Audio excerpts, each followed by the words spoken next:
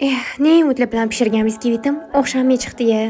Agar siz ham meni holatimga tushishni xohlamasangiz, videoni oxirigacha ko'ring, chunki men bugun sizlarga uy sharoitida tvorogli pirogni biriga bir o'xshab chiqadiganini ko'rsatmoqchiman. Buning uchun oddiy klassik biskvit qilib olamiz. Bundan oldingi biskvitim menda turetskiy edi. Turetskiy biskvit uy listida o'xshamaydi. Shuning uchun sizlarga tavsiya qilmayman.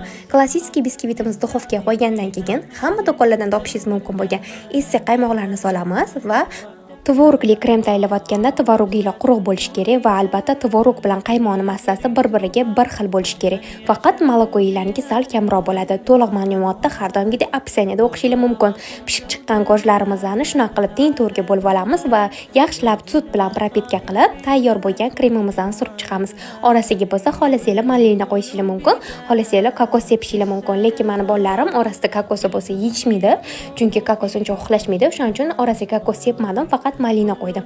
Ustini bo'lsa kokos bilan bezatdim va chiroyli qilib 6 bo'lakka bo'lib oldim. Bu usuldan foydalanib tvorogli pirog tayyorlasanglar, albatta nozik erjoninglar-yu qaynanajoninglarni qo'ynini oladi. Mana tayyor ko'rinishi. Agar sizlarda ham biskvit o'xshamagan bo'lsa, kommentga yozib ketinglar. Xatolaringlarni gaplashamiz.